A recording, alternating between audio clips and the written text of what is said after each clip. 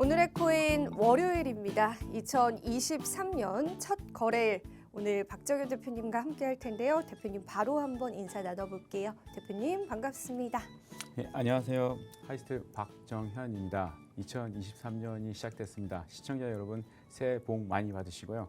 오늘도 힘차게 좋은 정보와 함께 시작해 보겠습니다. 네, 이 새해를 맞이해서 오늘도 우리 시청자분들과 투자자분들을 위해서 다양한 또 이야기들, 좋은 정보들 알려주신다라고 했는데요. 자, 대표님이 일단은 이 매사리 리포트를 오늘 알려주신다라고 했는데, 저도 개인적으로 되게 궁금했거든요, 매사리 리포트가. 네, 이렇게 또 오늘 정리를 해주신다라고 하니까 그 부분부터 바로 한번 이야기 들어보겠습니다. 예, 이제 매사리 리포트에 대해서 잠깐 이제 정리를 좀 해드리고자 하는데요. 매사리에 대해서 잠깐 이제 설명을 드리면 이 회사 같은 경우에는 세계 최고 이제 암호화폐 전문 리서치 회사입니다.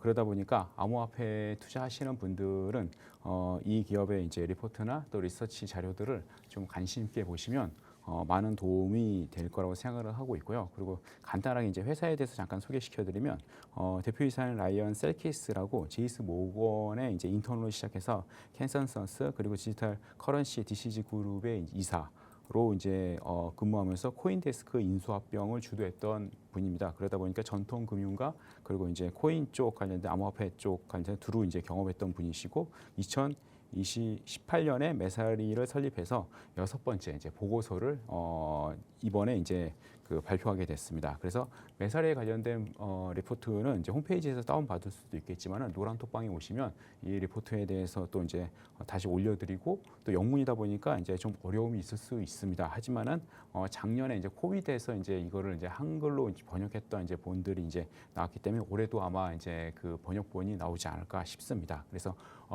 관심 있게 한번 보시고 또 같이 이제 또 주요한 부분들에서 같이 한번 나눠보시면 좋을 것 같습니다. 네. 매사리 리포트 같은 경우에는 업계에서도 굉장히 유명한 또 리포트 중에 하나입니다. 이 부분에 관해서 우리가 관심 있게 좀 바라볼 필요가 있을 것 같고요. 자세한 내용은 저희가 홈페이지를 통해서 확인해 볼 수도 있고 또 대표님이 운영하고 계시는 노란톡방에서도 확인을 해주신다라고 하니까 그 부분도 여러분들이 함께 참고를 해보시면 좋을 것 같습니다.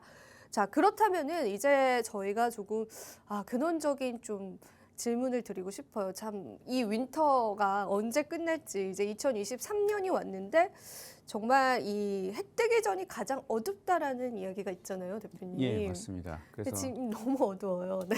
예, 어떻게 또 방법이 있을까요, 저희가?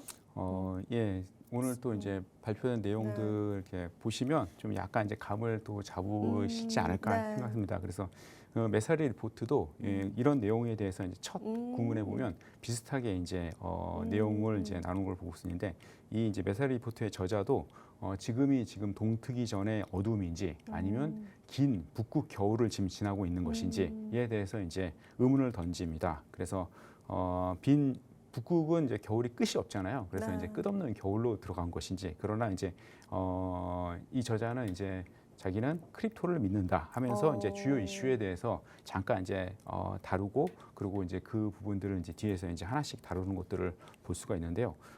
여기서 이제 얘기하는 부분들은 첫 번째는 비트코인하고 이더리움은 안정적이라고 이제 분석을 하고 있고요. 그리고 2022년에 보면 이제 크립토 업계에 많은 이제 스트레스 테스트가 있었었고 그러면서 암호화폐 시장이 무너지기도 하고 기업들이 몰락하기도 하고 또 이제 규제가 이제 시작되는 그런 이제 시작해임에도 불구하고 많은 또 흥미로운 주제들이 시작되었고 또 이제 앞으로도 이제 흥미로운 주제들이 남아 있다. 그리고 2023년에는 비트코인 같은 경우에는 매크로 시장의 어떤 조력에 의해서 약간 이제 전진하는 모습들이 보일 것이다. 그런 부분들에 대한 자료들도 뒤에 이제 좀 잠깐 준비했고요.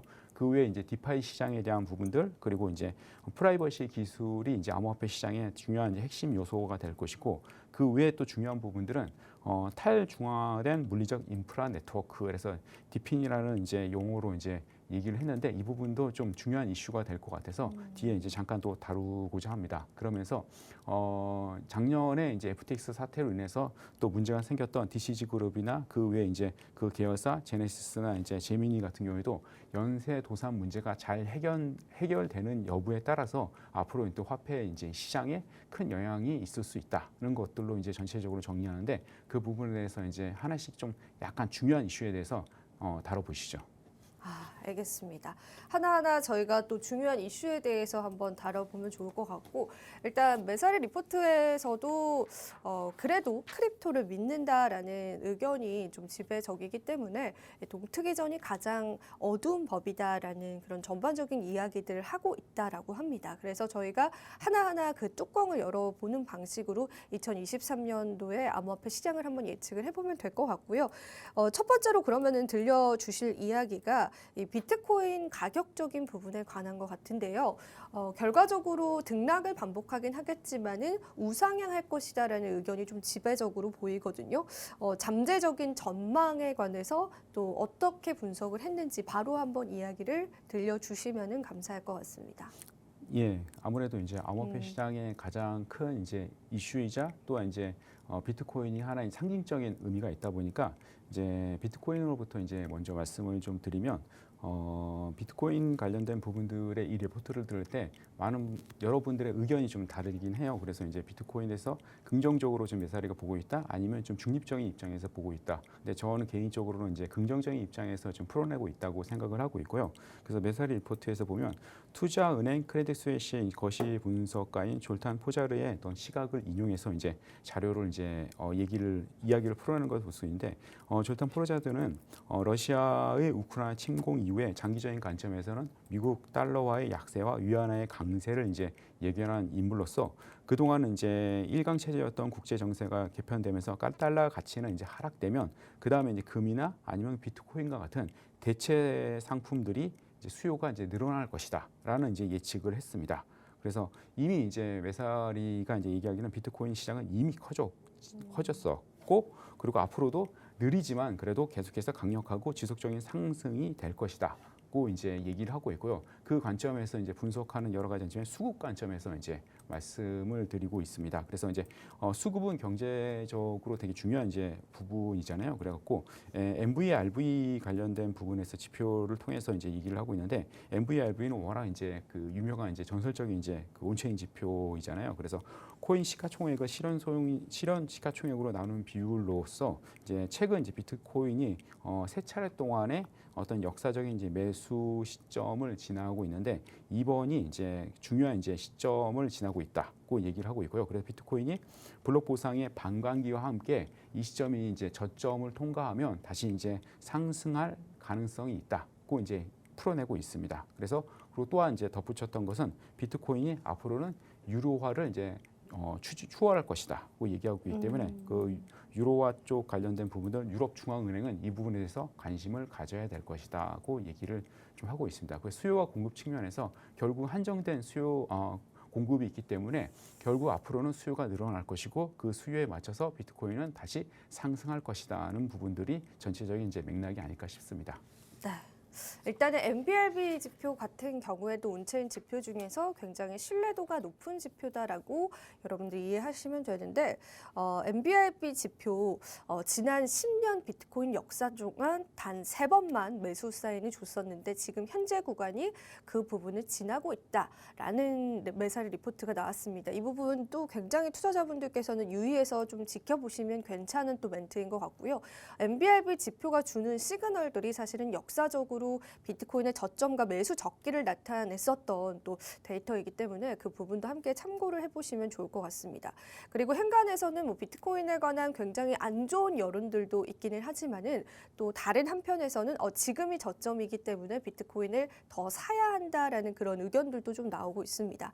여러분들이 잘 알고 있는 마이클 세일러 같은 경우에도 새해 인사로 Buy more 비트코인을 더 사라라는 이야기를 또 전하기도 했었고 또 마이클 마이클 세일러가 속했던 회사 같은 경우에도 작년 말에 비트코인 추가 매입에 들어갔다라는 의견들도 계속해서 좀 언론 보도를 통해서 나오고 있는데요. 과연 우리가 지금의 시점을 비트코인의 역사적인 저점 구간으로 봐야 하는지 아니면 앞으로 더 하락할 여지가 남아 있는지에 관해서 장담을 할 수는 없지만은 그래도 이렇게 다양한 분들의 의견과 다양한 리포트들의 의견을 참고를 해 보시면 좋을 것 같습니다. 자, 이어서 이더리움에 관한 분석도 나왔다라고 합니다. 사실 이더리움이 하드포크 이후에 가격이 그렇게 흐름이 좋지 않았어요. 지금까지도. 근데 과연 매살 리포트에서는 어떻게 분석을 하셨는지 한번 바로 이야기 들어보겠습니다.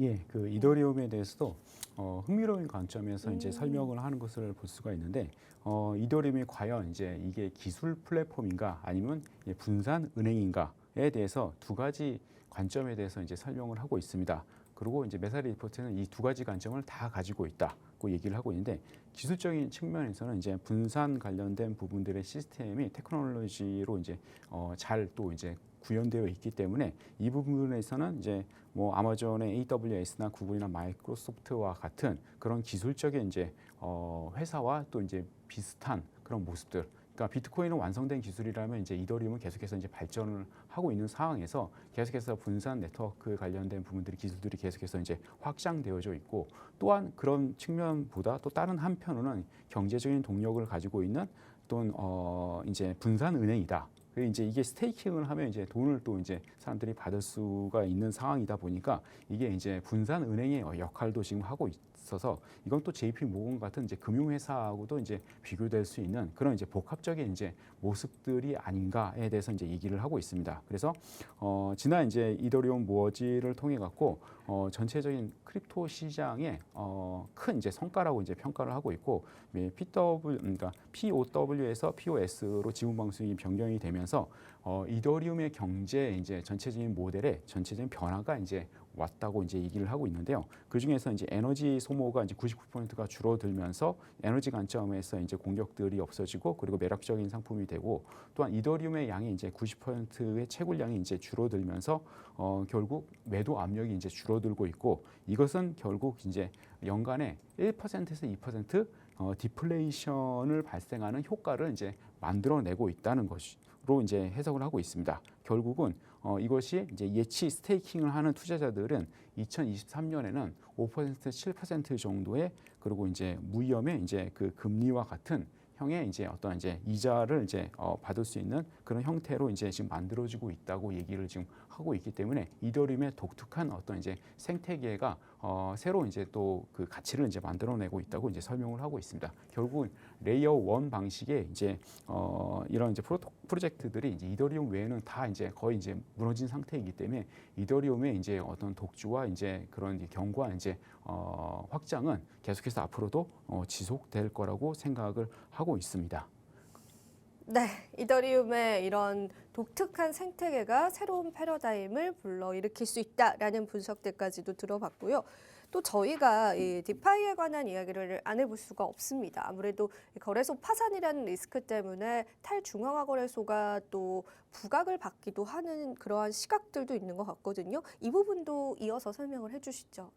예, 그래서 이제 좀 시간이 이렇게 많지 않기 때문에 간단하게 한번 설명을 좀 드리겠습니다. 그래서 이제 디핀이라고 그래서 탈중앙화된 물리적 네트워크 인프라라고 해갖고 이제 결국은 이제 그 암호화폐가 이제 탈중앙화이지만은 그런 하드웨어적으로는 또 탈중앙화가 되지 못하는 그런 모습들이 보고 있습니다. 그 잠깐 이제 차트 상에서 되게 보시면 이더리움이 이제 호스팅 노드라고 보시면 여기 보면 거의 43%가 아마존에 있는 AWS에 이제 의존하고 있는 모습들을 보고 있습니다. 결국은 아마존의 이제 AWS가 이제 다운되지는 않겠지만은 만약 다운된다면 이더리움의 생태계에 문제가 생길 여지가 있다는 거죠. 그러니까 결국은 탈중앙화된 이제 코인 자체가 정말로 탈중앙화되기 위해서는 하드웨어적인 관점에서 탈중앙화가 이루어져야 된다는 부분들에 대해서 이제 짚고 있고요. 그리고 이제 뭐 최근에 작년에 이제 미 국방성에서 이제 어떤 코인에 대한 연구를 했을 때 이제 비트코인은 뭐 7개의 노드를 공격을 했을 때